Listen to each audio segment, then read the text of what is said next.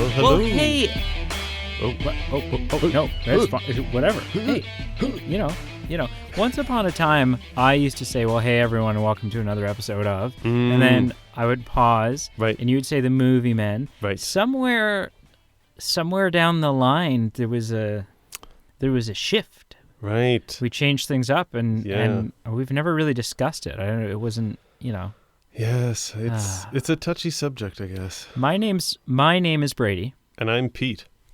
And together, we form the two halves of the best damn movie podcast hosted by us. It's true. That's factual. That is not even negotiable. Yeah, it's Yeah. people will try to contest that, but it's the way it is. It is. So welcome. Welcome. If you're brand new, that's okay. Yeah. We're glad you're here. Yes. This is a internet podcast. Correct. As opposed to an over-the-mail podcast. Yeah. Those are seeing a real drop-off in their patronage, I think. Yeah, I think so. Yeah. So, for the most part, we review movies. Yes. For the most part, we review movies based on movies that you voted on. Yeah. And so if you want to stay up to date on all of that stuff, on your opportunity to vote, Twitter, Facebook, Instagram, TikTok, all of that stuff. Email, everything. All of that information, our merch, all of that information is posted down below. Yeah. In most cases, depending on what podcast app you use, sometimes the show gets ported over a little screwy. Yeah. But we're glad you're here. Come on in, sit down, take off your shoes. Because we live in Canada, and in Canada we take off our shoes when we go into someone's house. I'm not trying to start like a political debate, but just it's just foreign to us. Like when I come home, it's like I don't want these shoes that have been at the subway with germs all over them in my living room. Like I leave them at the door. Track stuff through the house. Yeah, and I wonder. Like I know it's a thing that happens around the world. That people wear their shoes in the house. Sure. And I think it's it happens in some of the states, but not all of them. Sure. And I'm kind of wondering if it's maybe more common in states that don't see. Like we see snow, like a lot of we get like a lot of grime and wet stuff stuck to the bottom of ours. So I wonder if that's part of it. That could be. Yeah. Because I mean there are definitely like sometimes in the summer if you're outside doing whatever, right? And you're walking to the kitchen to grab a glass of water, you'll take the path that doesn't have any carpets or anything, and and for the most part it's not a big deal. Sure. So I wonder if it's, and it obviously probably comes down to like family based, because I remember when I was in elementary school, we had to watch a video about like family blending, and the kid in this documentary was moving to a family where like her adopted mom didn't allow shoes in the house, and it was a big source of tension. So obviously it's not across the board. Anyways, so we are, we're currently in the process of, taking a look at the last 30 years of film. And so that's 2020 back to, 1990. Yeah. So we're slowly working back through time. And so this week's vote, was based on 2019 films. Yeah. Here's a question. Did you have a horse in this race? Like as to which one won? As to which film won? Not particularly. Okay. I found this vote was the toughest to come up with options. And I think we mentioned this like in person when we were talking to each other, just because 2019 was just a few months ago. As big movies came out in 2019, we tried to do like immediate releases of that film. So sure. when like we were looking at 2019 was our month. Oh, it was our month. Wow. Quarantine's hitting hard. Yeah. 2019 was our year of conception. Yeah. So anything big that hit the theaters, we tried to be all over. And so when I looked at the 2019 list, it's like great movie we've done, great movie we've done. Like it was hard to find movies that were interesting to us. Shit movie don't want to do. Yeah. Yeah. So not particularly. I actually would have been okay with I think any of the four options. How about yourself? I don't think so. I mean, I don't know. None of the options, again, in a lot of ways, I felt like we were scraping the bottom of the barrel. Yeah. Yeah. Maybe with the exception of Beautiful Day in the Neighborhood, which I've still not seen. Same.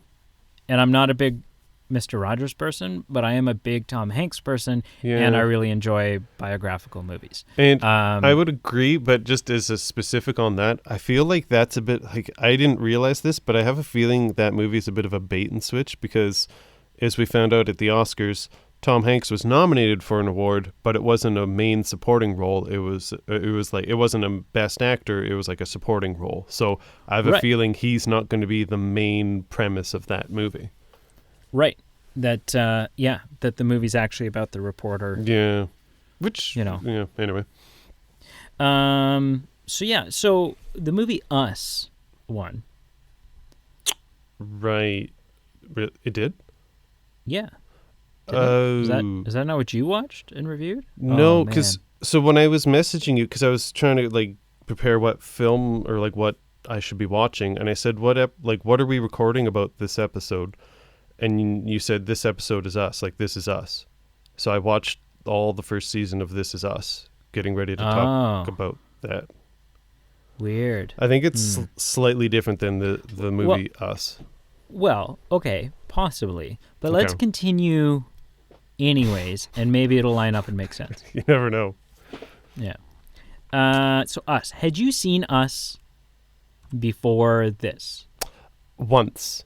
And okay. It's a weird movie. I'm going to say it was actually a special viewing for two reasons, and I want to make a quick point of this. And it's not a lovey-feely, like, cheerful movie, so it's kind of a weird movie to say, like, I have sentimental connections to it. But the first, I watched it with a close friend of mine, friend of the show, Jesse, who's been on an episode before. And he lives in the UK, so we don't really get to see each other that often, but he was in Canada, and we watched this movie together, so that's one reason. The other, I think, I haven't actually lined up, I'm almost certain, I saw this film the weekend before my first child was born.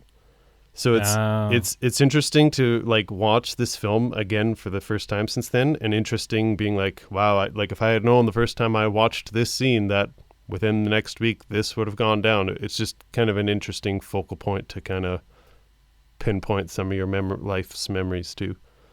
But interesting. So yeah, this was to watch it, to review it was the second time I've seen the film. How about yourself? Okay. This was my first time. Okay. And I didn't know really anything about it. Like I couldn't recall having seen any trailers. I went into it as blind as I could go into it. Right. So cool. Well, yeah, we should get into it. Okay. And we'll start with some trivia. All right. So when I was looking up some trivia, there are some films that are just made to be like having trivia made about. Sure. Like it's just, that's what that film was made for. There are some that it gets pretty thin, and this was one of those thin films, because when I was trying to make a trivia question, it kind of got down to, what did Jordan Peele eat for lunch when he'd made casting decisions? Like it was like very niche, very kind of specific questions. So right. I went a bit Which of is a also weak because everybody, like we all know like haggis, right? Well, That's like but okay, man, you've you got don't common can't information, and then no, you've got don't spoil it. There might have been one person who didn't know that. like I feel like if you were writing an essay and you wrote the sentence, Jordan Peele ate haggis for lunch, like. I don't even think you'd have to cite that. I don't think you'd have to provide a citation. People would just be like, "Oh, that's well, Sure. everyone knows." Gravity works, correct? Yeah, like Right. we don't know. So I went a bit of a different direction here, because we're doing this theme on exploring films from every year in a kind of backwards trajectory. I actually went with themed questions that are more about 2019 in film. Okay. So I'm going to ask you some questions on that. Yes. Too bad I didn't watch any movies in 2019. Okay. All right. Okay, the first one is a true or false question, okay? Disney's Aladdin was banned in many Middle Eastern countries, curbing its success in this region. True or false? I think it's true and I'm like, Yep. I'm only basing this off of it sounds familiar. Sure. It sounds like maybe something I heard. Like I follow a lot of different movie blogs, movie news outlets. Sure. And so it sounds like I'm getting a little bit of deja vu when you say that. Okay. Unless of course it's wrong, and then I'm just talking out of my ass right now.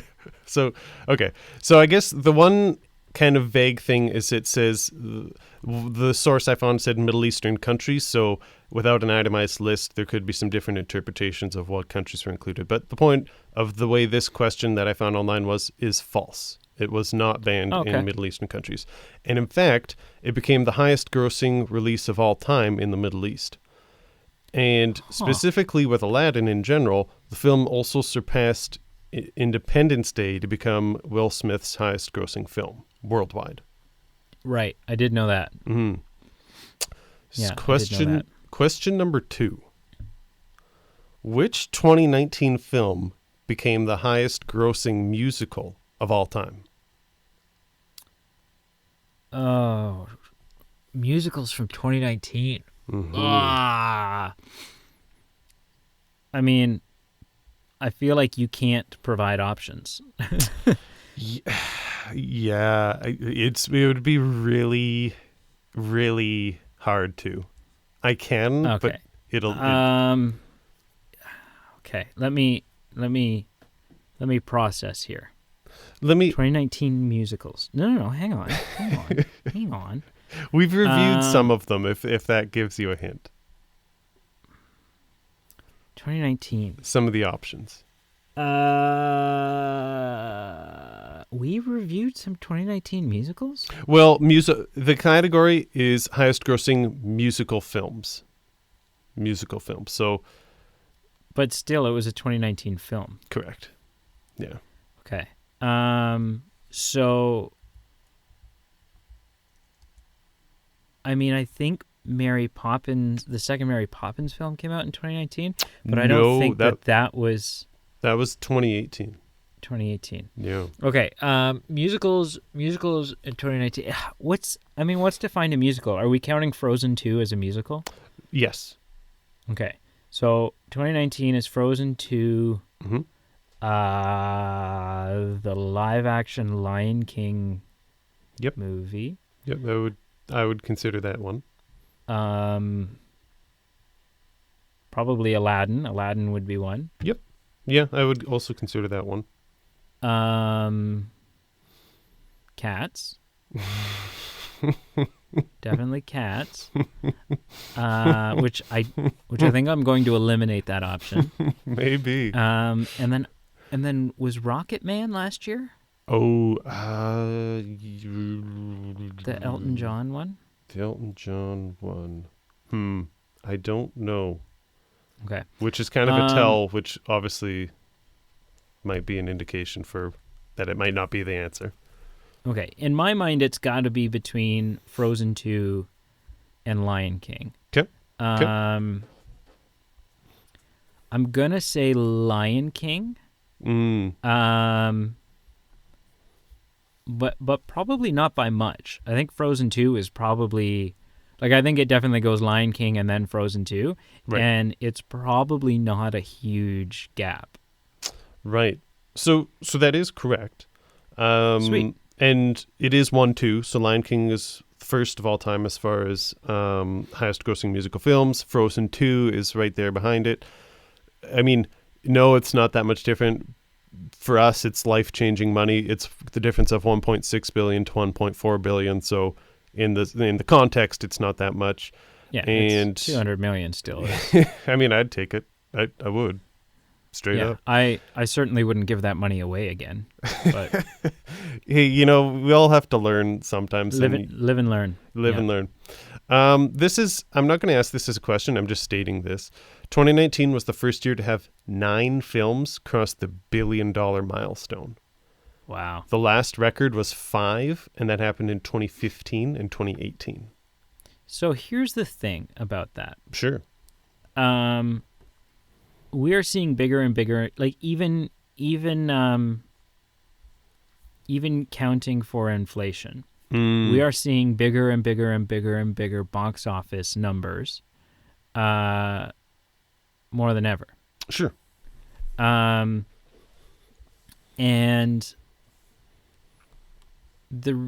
I think a big part of the reasoning behind that is, and that number coincides with we're seeing more advanced ticket sales too. And I think that's because more and more we are getting big event films. Ooh, interesting. Right? So like 2019 had Rise of Skywalker. It's obviously an event film. Yep. Endgame was clearly an event film. And sorry, can I interrupt you? Just for the sake of myself and the listener, can you just define event film? An event film would be something that almost transcends a movie, right? Like it's a film that takes over media for a while. And sure. Yep. Like everyone and their uncle is going to go see it, and you're buying advanced ticket sales to it, right? And they're going to have themed, $2 upgrade cups to match that, right. like just everything, right? Yeah. Like, something that brings a huge number of people together, right? To see. It's not just, hey, it's cheap night. Should we go see Penguins 12? No. Yeah. That's a thing? No. You had me. I'm sorry. So one final question. I think you're going to know this, but I just want it to be known for the listener. They might not know. Okay. Joker became the highest grossing R-rated film of all time. True or false? True. True. Yeah. Yeah. It's it just has to be said. Like, whether it made you feel comfortable, whether you saw it or not, just what it did financially and from an Oscar point of view, it's interesting to say the least. And it was the first R-rated film to pass the $1 billion mark, as far as first R-rated film to pass the $1 billion mark. But what's really, really interesting about it, like, and so people talk about nowadays our perception of what good box office numbers are is perverted. Right? People talk about, they go, oh, well, this film wasn't a success because it only made $500 million. What? $500 million is still an insane amount of money, right? Even for a movie to make. Right. Now, if it depends on the film. Sure. If a horror film came out tomorrow, made $500 million, stop the friggin' presses. Like, that's huge. Sure. That's unprecedented. Yep. If they had released Endgame and it only made $500 million, we'd be having. But what's really interesting is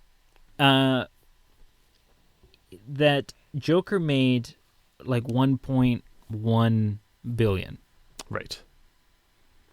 On a budget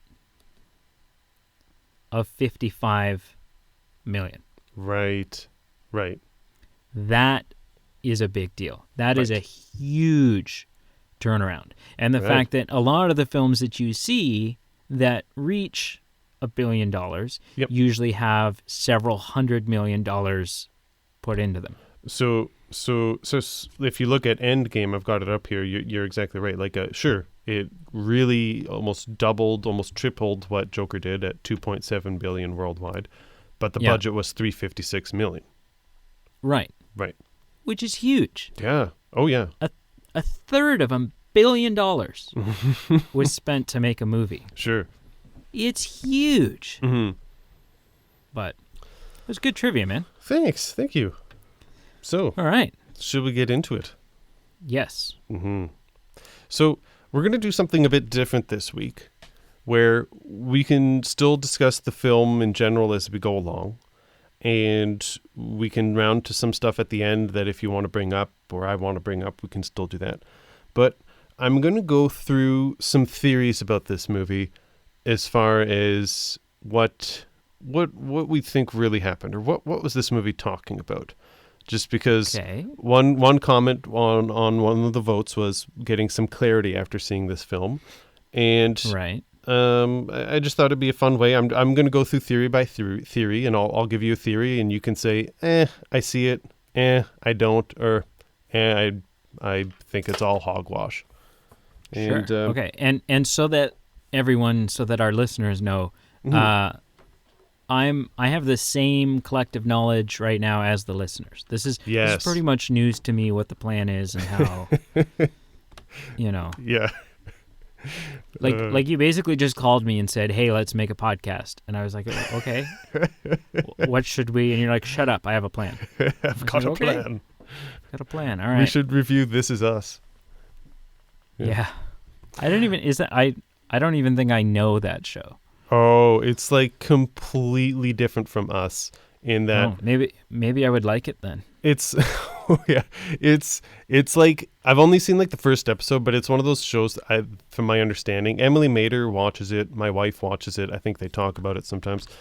But it's like a show that like literally every episode probably ends with like heartstring tugging and, something emotional happens and Is it at all similar to Lost in Translation? No. Okay, I'll give it a try.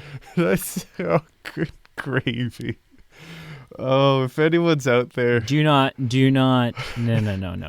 Never, ever again should you use the word Lost in Translation and something as holy, pure, and wonderful as gravy in the same conversation. If anyone is out there and not even like holds anyway, if someone likes the movie as much as I do, not that it's the best movie of all time, but just appreciates it, reach out to me. Let me know you're there. I was very relieved. I have a friend. I have a friend named Chris. Oh, nice. And Chris, thanks, man.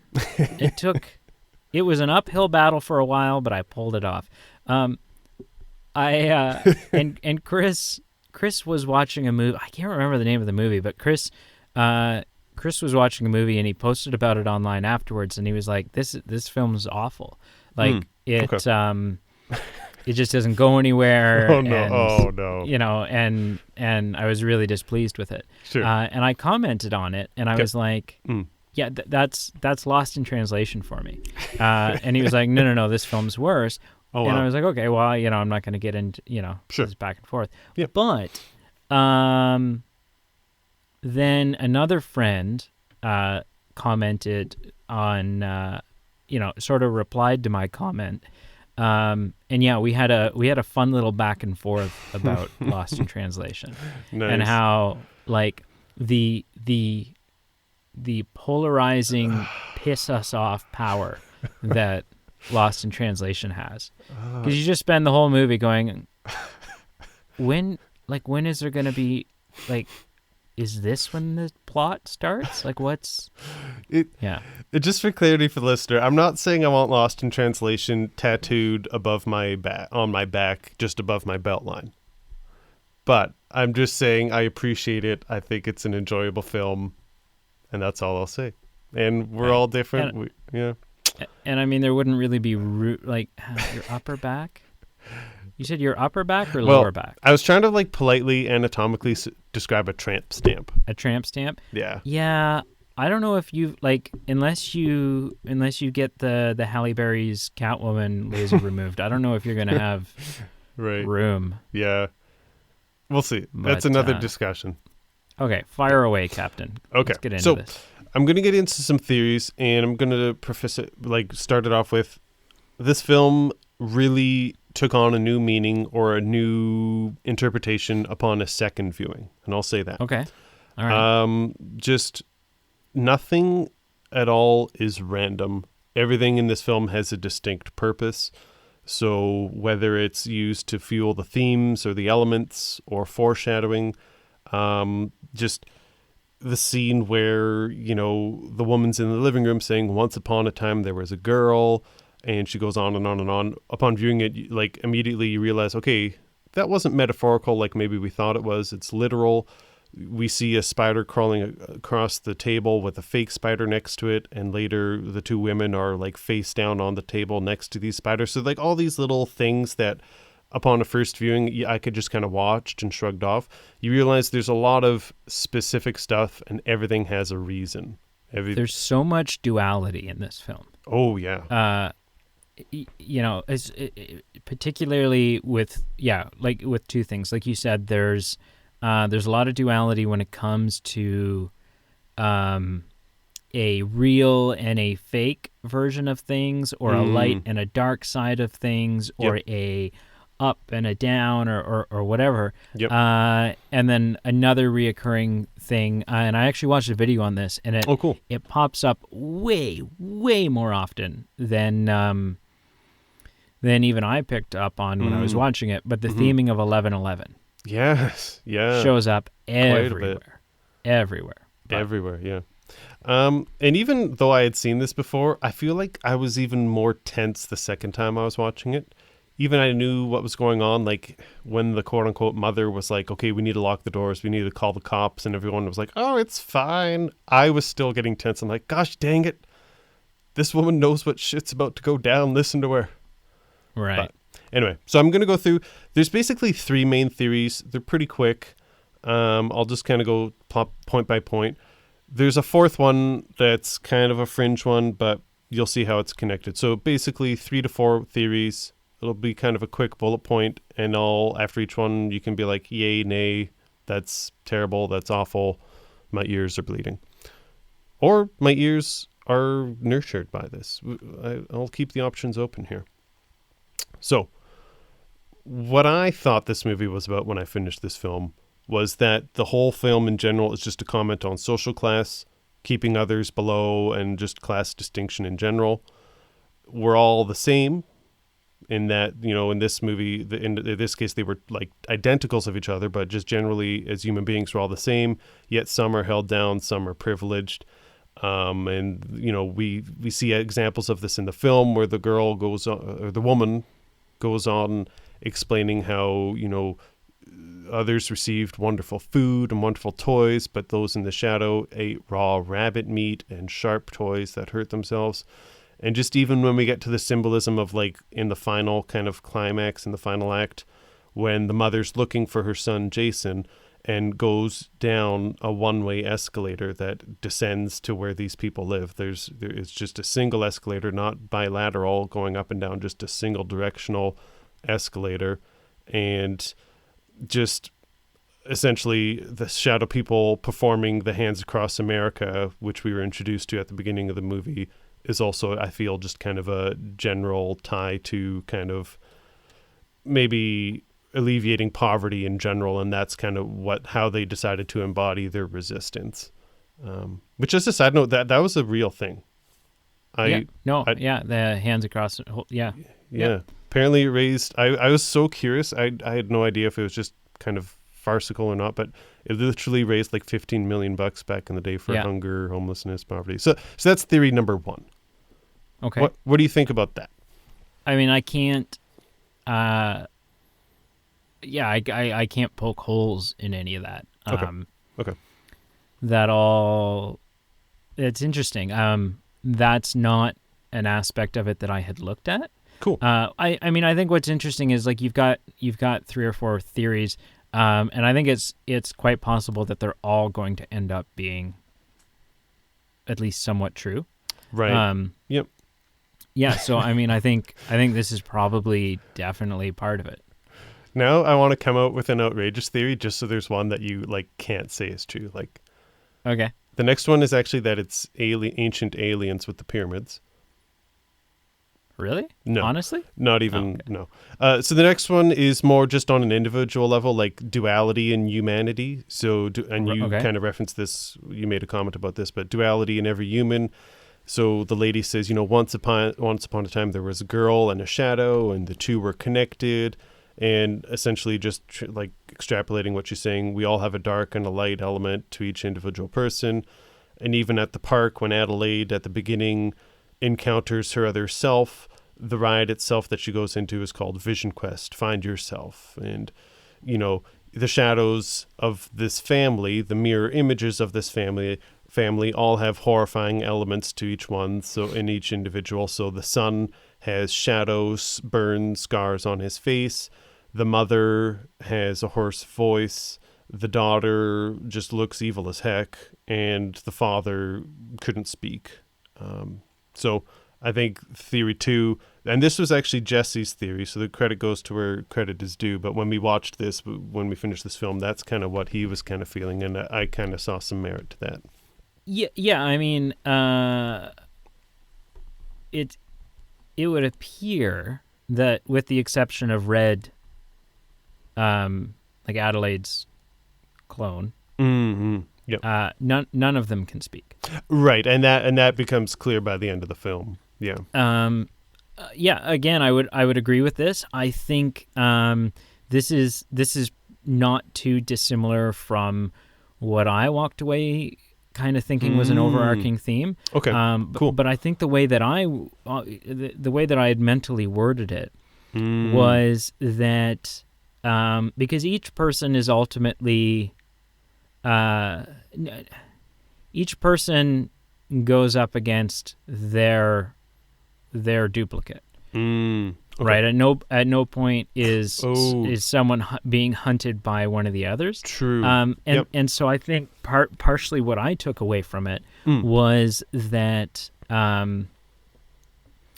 quite often the biggest, like we look at the world and we see a lot of ugly and nasty and evil and just overall filth. Yeah. But that, take a closer look at yourself, and maybe yes, maybe you are the biggest danger to yourself. Right. Yeah, that's a good point. We're all quick to pass the blame, but yeah, that the one in the end who's going to kill you, the one that's going to drag you down and destroy you, is you. Yeah. Yeah. So that was and again, I don't know if that was an intended theme, right? But it was something that I could, extrapolate from it. So I think that ties into my next theory that okay.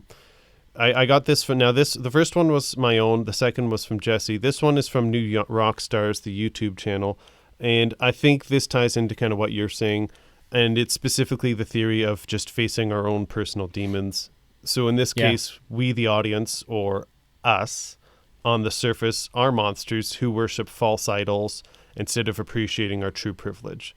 So, and this was depicted with our worshiping of idols and technology, the daughter living cell on her phones, phone, the materialism, the father being, infatuated by status symbols of a boat and his friend getting a new car, and alcoholism, the mother of the family friend who was just like always saying it's vodka o'clock and tequila time, and the happy married couple, as it were. Yeah. So that's kind of a tie to kind of what you were saying. The fourth theory is more just kind of related to... This is the fringe one you were saying. This is the fringe one. It's more just like a subplot or a subpoint of the class distinction theory. Okay. But it's basically, and it's also kind of from the New Rock Stars, but it's just that us being a specific commentary to the U.S. or United States. which yeah, well, it's just interesting. That's dawned on me. Yeah, like U.S. us, and just it's tied very closely to the first theory. I get it, and it's a social commentary and just more specifically about the United States of America. But there is that line where the real father in the film says, "What are you people?" And the shadow woman says, "We are Americans." Yeah. Which is interesting. Yeah. The one thing I will address that I'm not sure if you picked on, I never really thought it was a thing. It's something that I think some people were wondering if it's something more. It's the question of Jason's look, the son's look at the end of the film in the ambulance. And so I break it down. There's two options. One, he has a look that he's hiding something, which some people are thinking is a thing. I'm not quite there. The other hiding is what? I think it's just a look. He knows the crap his mom did, and he's like, "Mom, you crazy." Or he knows that that's not really his mom. Either way, he knows more than a child should about something horrendous. Right. The only thing I will give credit to that I'm at least intrigued by is the people who say he's hiding something. Those people are saying that they wonder if he's the shadow version of Jason. In that, well, but how could he be? He doesn't have the burn. Just hear this out. And so this is based on they switched prior to these events. Because at the beginning of the film, at the cottage, Jason has that magic trick that he can't figure out. And then the shadow version of himself comes along and immediately knows how to complete it. And there were some other minute details like that kind of, I'm still not convinced it's a thing, but it at least raised my eyebrow. The one main thing that I was interested in is at the beach, when Jason was making things in the sand, he wasn't making sand castles, he was making sand tunnels. So. Right. Yeah. Again, I'm not convinced, but it's at least intriguing. Yeah, I mean, yeah. So those are I'll classify them as basically three main theories. You kind of said this, but is there one that you think you subscribe to, or is there something totally different that you kind of walked away with? No, I mean, I would think it's all three. Cool. Yeah. So as a film, what did you think of this film? Okay. Are you ready? I have an idea, but continue. Yeah. Okay. So, from a horror standpoint, I thought it was a pretty refreshing idea. Okay. Interesting. Something we haven't really seen before. Right. And the moments that were supposed to have me tense had me tense. Ooh, okay. I don't think there were no jump scares. I never got startled. Right.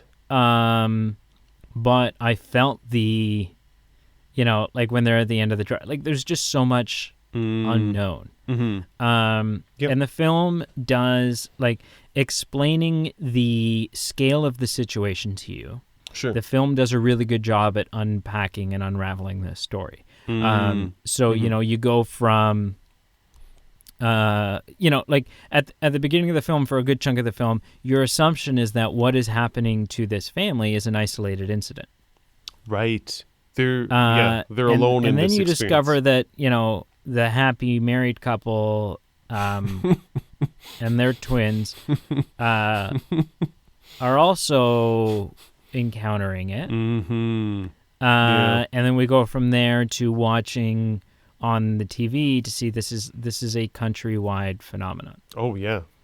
So that I thought was a really cool reveal. Sure. And that the pacing of that was really well done. Yeah. That is about where my enjoyment ends. Sure. I don't know if I've ever seen a film with quite so many plot holes. Oh, really? Or a film that blatantly ignores, just completely ignores some, what I would say are pretty large plot holes. I'm so intrigued. And I think it does it all. I think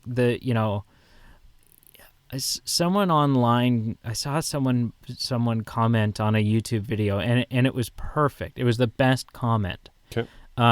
So the twist at the end of this movie is that Red is actually that the encounter in the House of Mirrors as a child, they actually switched. Right. And that it's been the shadow version this whole time. Correct. Yep. And so someone commented, and they said the problem with this film is that Jordan Peele tried to go, like, he went full on Shyamalan, and you never go full on Shyamalan. you just can't do that. Right. Okay. So plot holes. Sure. And I won't even start. So most of the plot holes emerge the second they reveal that twist. Yes, for sure. But I'll talk about some plot holes that exist prior to, like, that exist even without that twist. Exclusive to that twist. Yeah. So plot hole number 1. And some of these are nitpicking. So I was just going to ask, like, I'm curious if some of them are main plot holes or if they're Pete plot holes, like, yeah, so some of them are definitely nitpicking, but I'm going to include them as well. Yeah, I want you to, and because I feel like you often nitpick a lot of plot holes. I am the king. And so I'll identify which ones are nitpicking and which ones aren't. Sure. This one feels a little nitpicky. Okay. So they've been living off of raw rabbit meat has been like their only diet. This honestly, like, sounds like you're me right now. Like, I don't even. Yeah. Right. Exactly. So strap in.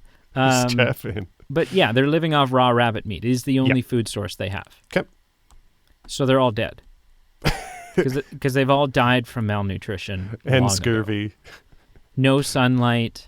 No, like, they have no, like, they're all dead. There's no way they're as robust and physically adept to, so there's that. Number 2. And at any point, and yeah, that's a super nitpicky one, but at any point, like, I'm going to encourage you, if at any point there's a plot hole, like, I've got a list the size of, what's that line from Top Gun that lists the size of Matt Johnson or something? Yeah. I've got a big long list here. And so don't wait until the end to interject. Okay, so the first one is agreed. Like, in a physical reality, you're absolutely right. Doesn't make sense. The only thing is, I feel like with films like this, it's kind of like films like The Matrix. You have to look at it as it's a metaphor. It's an allegory. If you actually look at physically, like, these creatures living in capsules or whatnot, there's certain things that eventually you just break down and you lose the whole point of the metaphor. Right. That's all. And I mean, like, I get that the rabbits were the initial, like, they were the preliminary trials of the cloning process. Right. And that because rabbits do it like rabbits, there's been a right. There's been a never-ending supply of food. Sure. But I just kind of felt like, I may had the film not attempted to explain what they've been eating, I may have overlooked it. What? I feel like they presented an explanation that was just weak. Right. And I would have preferred no explanation. I'm going to say that because my point is you can't, there's certain films you just have to look past it. But that's a valid point. They should have just left it a mystery and just left it ambiguous. The fact that they explain it, I will. That's a fair point. Right. Yeah. Just give me a who cares. Don't tell me they've been eating the paint off the walls for 30 years and that's how they're right. Like. Sure. Okay. What's next? Number 2. Sure. The red jumpsuits. Okay. Where'd they all come from? Because they're not wearing. No. And this is also a little nitpicky. Yeah. But here's the thing. Very nitpicky. The red jumpsuits clearly weren't a part of the government trials because they're not in the flashbacks during the government trials. No. They're not wearing them. Sure. Which means at some point, these people who do not leave these tunnels have acquired essentially one red jumpsuit and one pair of golden scissors for essentially right. everybody in the United States of America. Right. That's a lot. That's a lot. Bullshit. Number three. I just think unless you have something. I think it just has to be boiled down. This is like fantastical. This is magical. At some point, it's no longer a government experiment, and it's just supernatural that there's these mirror images that not only are physically the same, but like are just in tandem with each other. Just right. and, Okay. You know, we live in an era with Amazon, so like you can order anything online these days. Sure. Number three, and again, this is kind of nitpicky, but it's kind of not. Okay. Like both the first two were definitely nitpicky. For sure. I would agree. I would agree. This one, like, it just doesn't. Yes, there's subway tunnels, but like the everyone in America, like logistically, the numbers just don't work. There's no way that, and then there's like. There's so many areas in the country that don't have subway tunnels. I would say like 99.5% of the country doesn't have subway tunnels in it. Actually, that number could be bigger. Nebraska, right there. Nebraska, right? So like Mississippi. And so I just don't, so but whatever, overlook that. Yeah. I'm overlooking, like, all 3 points are correct, but I'm just overlooking them because you can't. Right. I can't get bogged down in that. Here's where I would say we enter some plot holes that are a little more substantial. Okay. What is it that breaks the tethering process? Why is it? Okay. That, like, the whole idea is they're coming up and they're going to kill their sunny side up versions so that they're no longer tethered to them. But clearly they're not, right? Because like we see a point where like we see a flashback when Adelaide is at the fair as a kid. Yes. And that they're all like not in control of their own bodies, being forced like shadows to do the same thing that's being done up above. Right. So what switch flipped that now they're all crawling up and able to try to hunt us down? It's a valid point you're raising. I don't know where the control ends and what switch flipped. The only thing I'm going to say, and it might be legit, it might not, it might break down after we look into it more, it's just I think Adelaide is the switch that flipped because maybe she brought an awakening of sorts to these shadow tandems that she was able to bring through both her knowledge of the outside upper world and she was able to bring through her communication of verbal speech. Right. Maybe. But then why didn't that switch flip for, what was his name, Josh, the kid? Why is he sometimes able to control his shadow and other times he's not? Yeah, I don't know. Which also leads me to, and this seems like a you may argue that this one's nitpicking, but this to me, just kind of I'll start with this. Sure. The whole idea that like zero explanation as to why these clones are tethered to their above versions and have to do the same thing that they're like. There's just no explanation for that. There's no like it just doesn't make any sense why that would be the case. Yeah. But so then here's the question. Sure. Let's assume like it seems like by the time Adelaide is a girl, by the time that switcheroo happens, obviously the government program is already shut down. Oh yeah. Right, they've abandoned them there. Like the thing probably shut down in like the late 70s or something. Yeah. Right. Oh yeah. Or early 80s maybe or something. Funding's been cut. Right. Yeah. So who the hell? Explain to me how Adelaide And what's his name? What's the father's name? Oh, Mr. I have no idea. Whatever. Yeah. Explain to me the shadow version of their kids. Sorry, could you say that again? Like, explain. Explain to me how the shadow version of their kids exist, because here's the thing. Sure. Like, obviously, no one was there to clone them. Right. Nobody's cloned the children. No. We've had many years. We've had 30 years since anyone's been cloned. Right. So in theory, no one younger than 30 should have a clone. I don't. Unless someone's going to try to argue that when Adelaide and her husband had children, that was also happening. But then that in itself is just a big, ugly plot hole. Like, that doesn't make any friggin' sense. Yeah.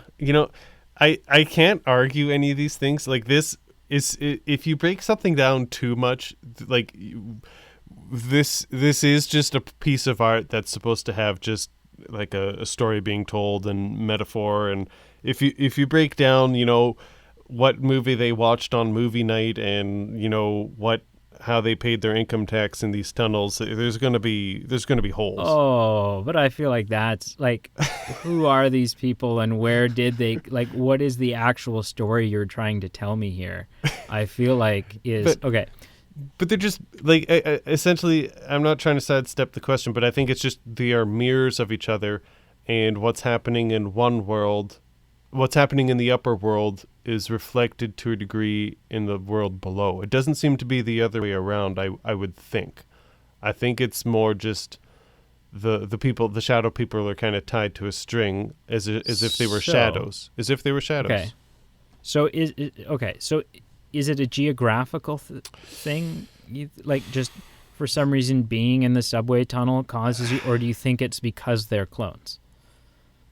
Because they're these I think shadows? It's because they're clones, because I'm trying to think if they were all controlled or if it was just Jason's shadow that was controlled, but but regardless, at some point, all of the people in the tunnels were tethered to... Okay, so now we're going to get into the plot holes that exist because of the twist. Okay. If it's because they're clones... Okay. Then when Red and Adelaide switch, why is it that Red is no longer... Or whatever, like the clone, why is it that the shadow is not acting as if she's chained to a bed, and like what?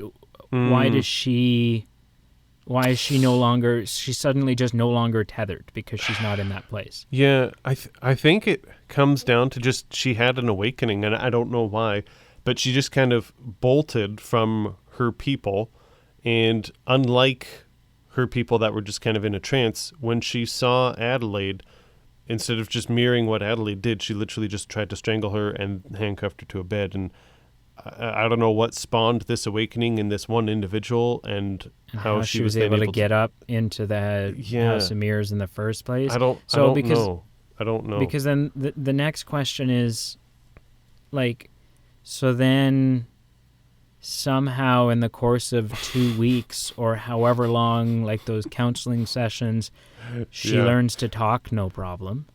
Well, I wouldn't say no problem. Like, she's still, even at the beach, when Miss Alcoholic is trying to make small chat about plastic surgery, Red says, "I have trouble speaking." Yeah, I guess. And we all interpret it as she has trouble making small chat, but maybe... Well, I interpret it as she's zoned out because of where she is. Oh, okay. Right, that she's on the beach for that. But okay, right. So here's fundamentally the big, the big whatever. Yep. The whole premise of the film is that real life Adelaide wants to get revenge on the shadow version, which trapped her down there and did whatever. Sure. Which doesn't make any sense, because if real life Adelaide, like somehow real life Adelaide gets unchained, right? Rose comes by and uses her handy axe skills and just, breaks the cuffs. Heck yeah. But she's not.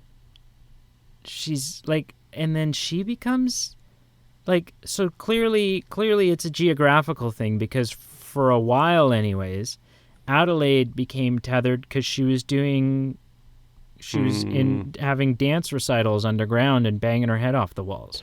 Right. Yeah. So, I don't really understand that component because.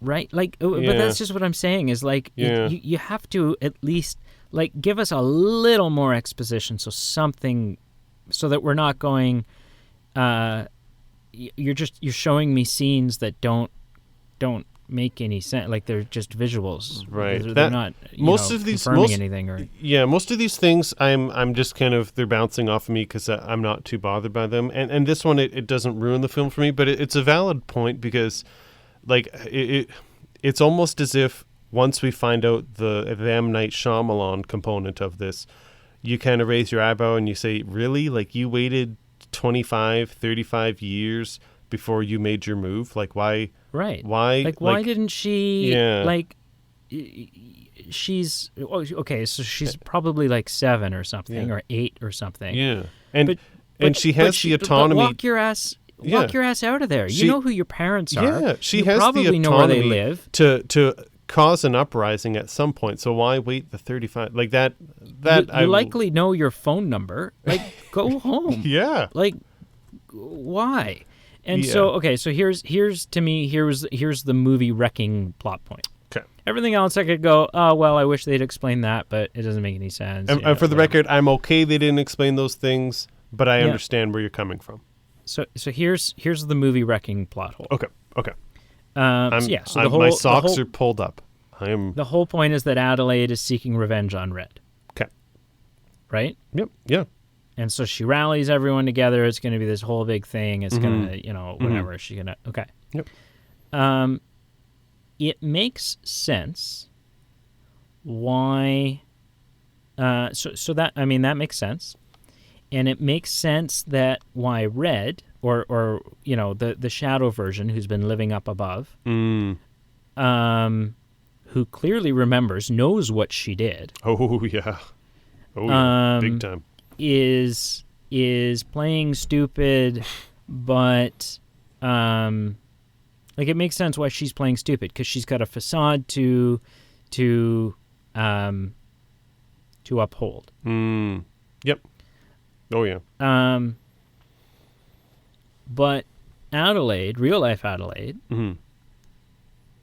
also seems to play stupid. Like she sits down in this chair and starts monologuing. Sure. Right. And you think it's like metaphorical, but it's really like a legit. Well, right. Well, but whatever. She starts monologuing, and at no point does she look at her and say, "You friggin' know what you did." Yeah. Or "This is my family." Yeah. Or "You trapped me down there." Yes. Or any of those, and like. It doesn't happen when the family's there, and even when the family's not there, even when everybody's like, Johnny Fireball is locked in the closet, and Lucy's down the street getting stabbed with everyone's off in their own place, right? And the shadow version, who we don't know is the shadow version at this point. At the time, no. At the time, is saying, "Why are you? What do you want? Who are you? Right? What do you like? Bullshit. If no one else is in the room, you freaking know why this is happening. Yeah. And there's no way. Yeah. There's no way that that whether it's alone or it's in front of everybody else or whatever, that conversation doesn't happen. Right. And that it's not made abundantly clear, I'm taking my life, we're doing this because of whatever. And then it also doesn't make sense, like, why is Adelaide now identifying more? Why is she sympathetic with the shadows? Why isn't, like, she's not just coming up to kill the shadow and regain her life. She's like, no, to hell with all people. Let's cause genocide. Let's kill them all. Right. And so it, like, But yeah, so that to me is the big that he left out conversations. Mm-hmm. He left out things that are the only logical set of events Mm-hmm.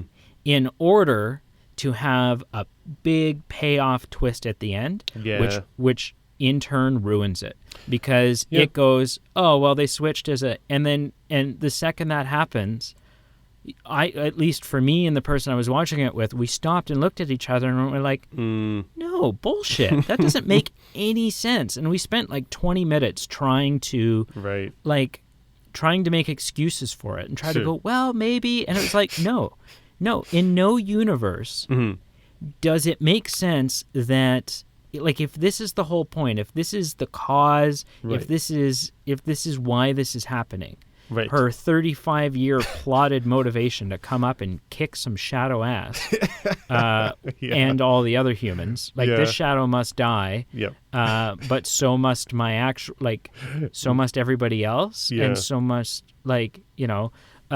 if that's the case, then why is it that right until the end when she's dying, she doesn't show any sign of being aware of that being her cause? Right. It just doesn't. Them having switched doesn't make any sense. And you know what? Like, this is a spoiler for Book of Eli. Sure. You've seen Book of Eli? No. Oh, okay. Well, I won't tell you. Sorry. Like, I have seen it. You can spoil it. I was just resembling the audience being like, no, don't spoil it. Right. So spoiler for Book of Eli. Sure. It turns out he's blind. Right. And if you go back and you watch Book of Eli the second time, that adds up every single moment. You go, oh my God, he's absolutely blind. Holy crap. How did I miss that? Right. Well, that doesn't work for this film. So yes and no. I would say with the Book of Eli, it adds a layer to it.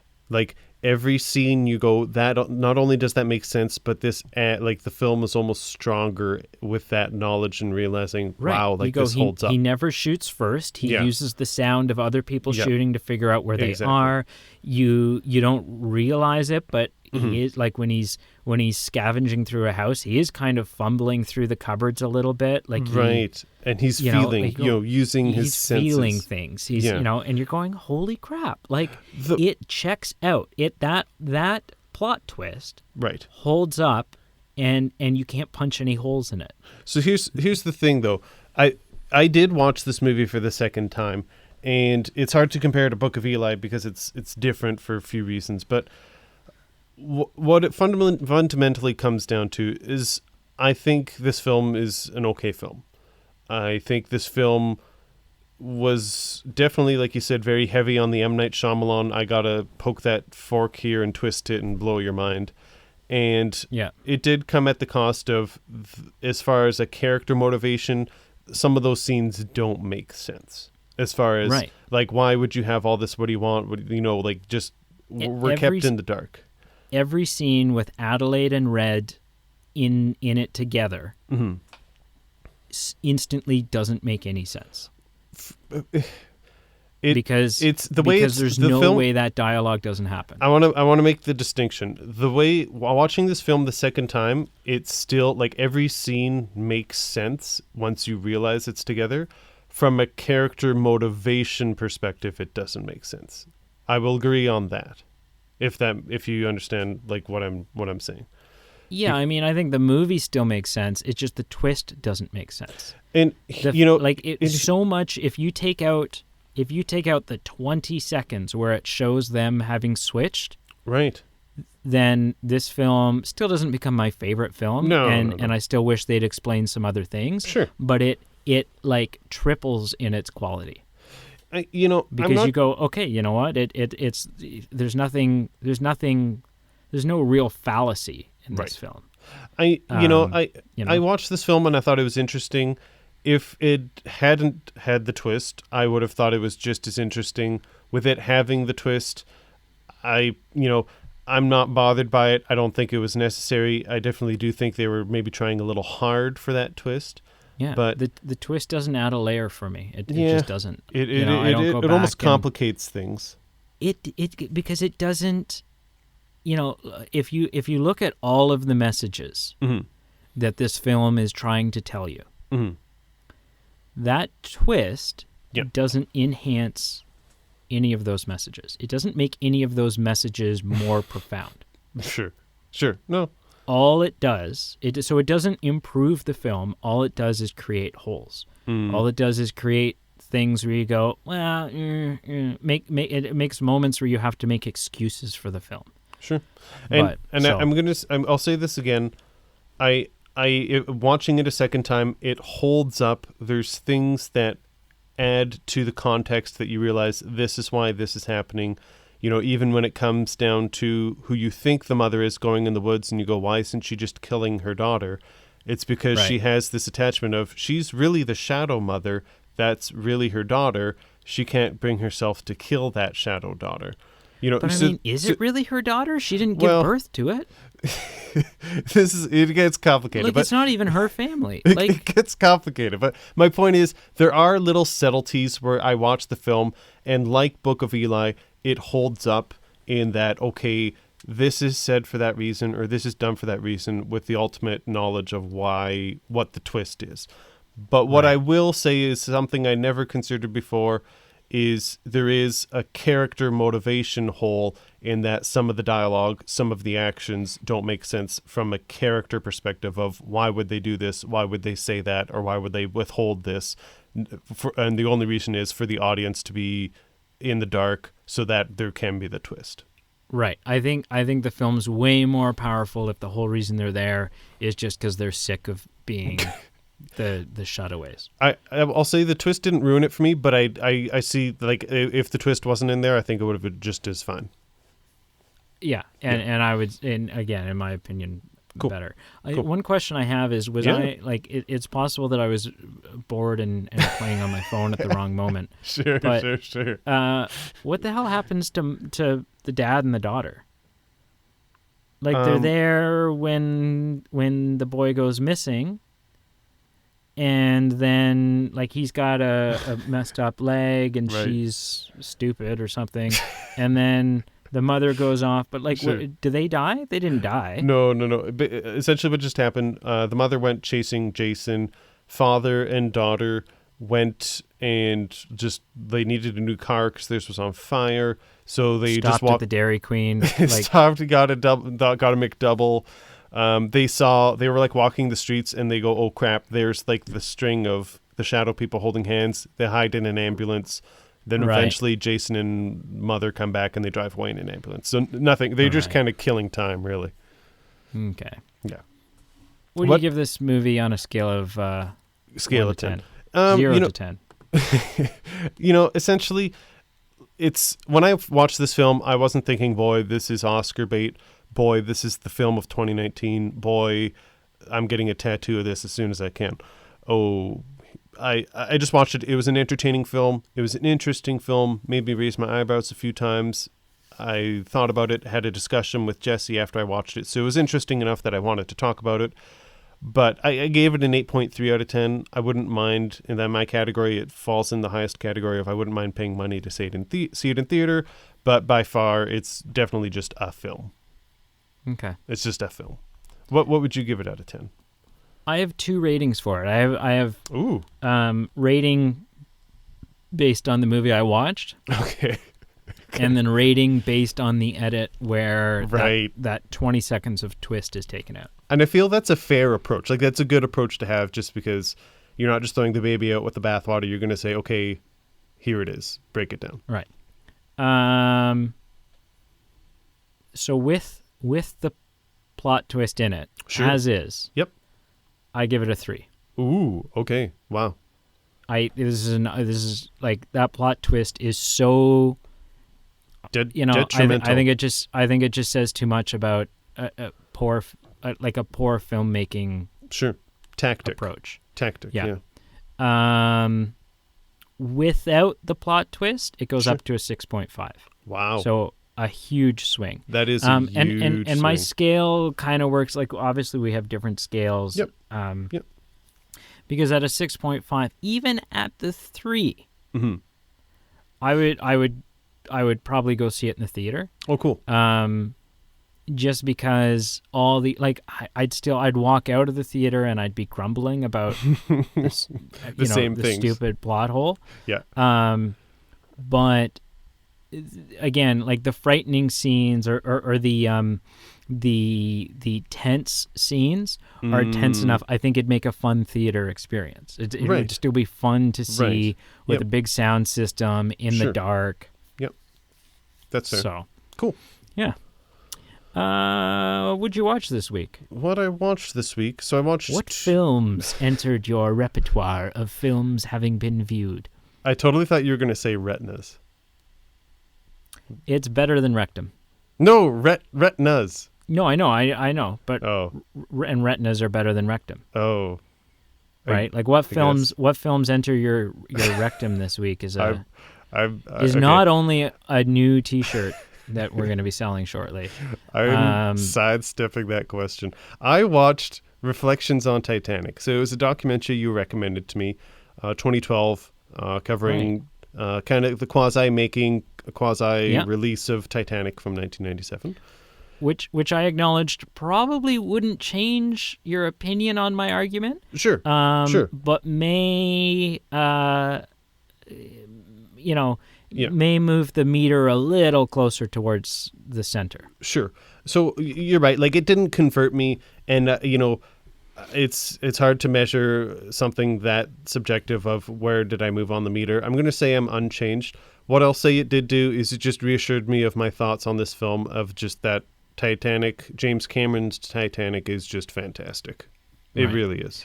I would say the two arguments from the episode we had where we debated it. Yeah. That I think this film really works in my favor is one, his attention, like just his his obsession with detail. Sure. Right. That literally there wasn't a rivet that shouldn't have been where it was. Right. And two is the argument of scale. Of just how, that there wasn't a studio in the world big enough so they built a studio. Right. They built, the thing's it's just monstrous what they did, how they achieved it. Right. So. Yeah. No, it's a very interesting documentary. My only flaw is that I probably could have watched more, like if it had been longer. Just, it's with this stuff, whether it's the film or... That's a good flaw. Yeah, exactly. Titanic in general. Problem to have. I will gobble that up if it's well done and if it's interesting, and this was. So, very, very interesting watch. And just Titanic in general, it's just such an interesting movie. I know we check out our podcast on it. It was really cool. Emily Mader joined us. But it's just one of those, it's in a category of recent, well-done escapism period pieces. And I feel like it's a very small number of films that are good in that category. And I was reminded of that just because you're right. Like it just, all the detail that had to be given to make things historically accurate as far as pacing of the story, as far as just the rooms, the costumes, just everything. It's very fascinating, and it's no matter if it's the first time I watch the actual film itself or the 27th time, I'm always captivated. The other film I watched is I'm going to do something a bit different this week. I'm going to give you a take it or leave it option as far as if you decide to watch it. It's just that we're both busy, as many human beings are. And specifically with us, we've also just been watching other films to have midweek bonuses. So I only have one film to offer you, and it's just kind of an okay film. So that's why I'm going to say, if you want to watch it, be my guest. If you aren't down, I'm not going to say, hey, to heck with you. It came about, my wife and I tried watching I think it's 2019. I think it came out last year. The new Charlie's Angels film. Okay. And we were just not into it. It was just hard to swallow, hard to just sit through. Like it was one of those movies where I was just like, I was looking at the clock, and we only got about a third or a halfway done we ended up having to go do something else, and then we've just not gone back to it since. Right. Okay. But that's not the recommendation. What we ended up doing was a few days later, we watched the 2000, I believe, Charlie's Angels with like Drew Barrymore, Lucy Liu, Cameron Diaz. So you can take it or leave it. It's a film that in some ways hasn't aged well. Like there's certain references, whether it's to like female like representation or just like certain jokes that, you know, haven't aged well in the almost 20 years ago that it came out. But for what it is, it was just a silly, over-the-top action movie where, unlike the 2019 remake, my wife and I were able to enjoy this film, sit through it. It was entertaining for what it was, and then we just got up and left, and it was like, well, that was fun. We laughed at some ridiculous moments, some funny moments, and I couldn't say the same about the remake. Okay. Yeah. So that's my quasi recommendation to you. It's a movie I've seen. Sure. Not in a long time. You know, I don't know if you need to see it because I had never seen it. Okay. Yeah, I've seen Full Throttle as well. That's next on the list. Yeah. It's yeah. Not so full throttle. Well, the thing that's fun about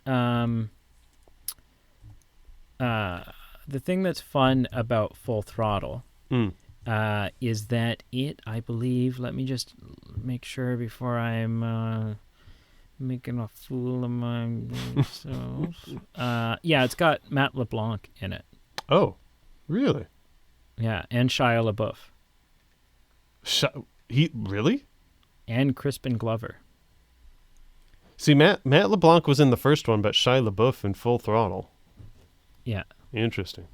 Shia LaBeouf, Bernie Mac. Crispin Glover, John Cleese. Who isn't in that film? Luke Wilson. Like there's, you know. Oh yeah, he was in the first one too. There's a cast. Yeah. Cool. Some of the, I mean, obviously there's carryover and yeah. Cool. What films entered your retina this week? I watched The Rock in an attempt to in your attempt to get me to admit that Nicolas Cage sucks.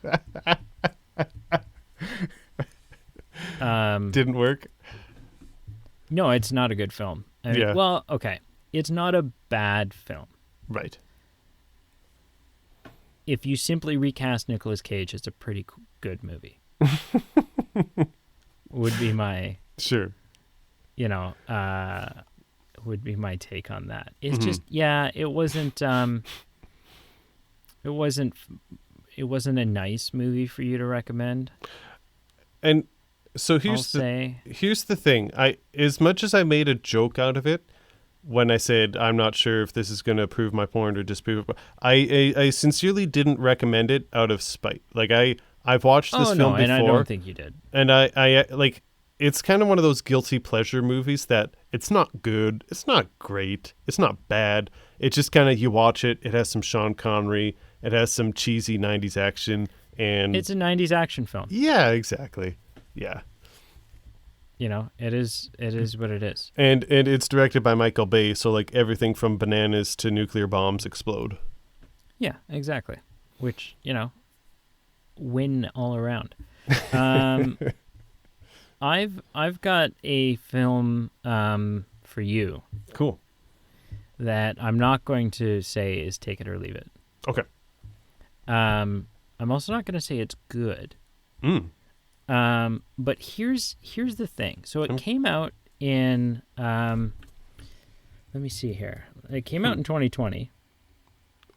Like, wow. That's pretty recent. So recently. Okay. And on IMDb, it has an IMDb rating of 2.4 out of 10. Okay. I mean, not great, but not ideal. Could be worse. But if I go to Rotten Tomatoes, sure, yeah, it has a a critic score of 71. Oh, wow. And an audience score of 100. Is it a small sample size for either? Like, is it like 2 reviews? It's 11 audience members said 100%. Okay. So not like a lot, but it's not 2 people. Not small, but, yeah, more people than you're allowed to congregate with these days. So that is, as a side note, we are recording this remotely. Please social distance. Please stay at home unless you absolutely have to leave the house. We're doing it. Doesn't sound like we're so apart, but we are in so many ways. Right. So yeah, 11 people. Okay. So the film is called Assassin 33 AD. Okay. And it's a time travel Jesus movie. And it's not good. Okay. And it's not very accurate, and it does some things kind of questionably. Okay. But it has 100% on Rotten Tomatoes, and it's the only other thing I watched this week. So you drew the short straw by default. We both have a commonality of it is what it is. Low films to recommend, or like low volume, which I think only translates into more interesting things to talk about next week. Oh yeah, for sure. Yeah. And I mean, I'll say this: the film could be much worse. I'm trying to Google it, and like I went to the Wikipedia page, and I accidentally just I typed in the correct name in Google, but like the year 33 AD came up, and then I was like waiting. I was like scrolling down to find like the synopsis, and then I realized it was literally just about the year 33 AD. It's just about the year. Yeah. Okay. Yeah. No, I'll give it a go. All right. We'll see. Do you have any shout-outs? I gave an impromptu one earlier, but I will just give it out to Jesse Voth. Okay. Friend of the show. Yes, sir. Sweet. How about yourself? No. Okay. I will do some housekeeping because this place is getting disgusting. It's getting dirty. The cobwebs are coming out. So if you haven't part of the reason we film, or that's part of the reason we record remotely. Yeah.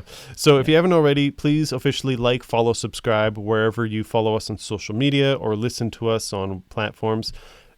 Check out the links below. Those are our main social media sites. So if you give us a good review on those ones, we'll respond because those are the ones we check most frequently. Also, if you give us a bad review, we'll respond. We will also, most likely. Depends on It depends on the context. Yeah. But also below is our link to our Patreon page. So if you so choose, you can support us on Patreon. It helps keep the light on, or the lights on. And everything that we do covers all our Patreon funds cover the costs of the show and goes into the show to help it grow and make it better. Yep. And yeah, we're not buying like, Rolls Royces with. Yeah. We're not like buying toilet paper with the money, and these days with the value of toilet paper, it would get us like 3 squares. It wouldn't work. Yeah. Wouldn't work. No. All right. Well, thank you so much for listening. Yeah. Hope you enjoyed it. Sorry if you didn't. Don't really care that much. There's not really anything I can do. And you're the one that chose to listen to an hour and a half of it without actually enjoying it. So joke's on you. That's right.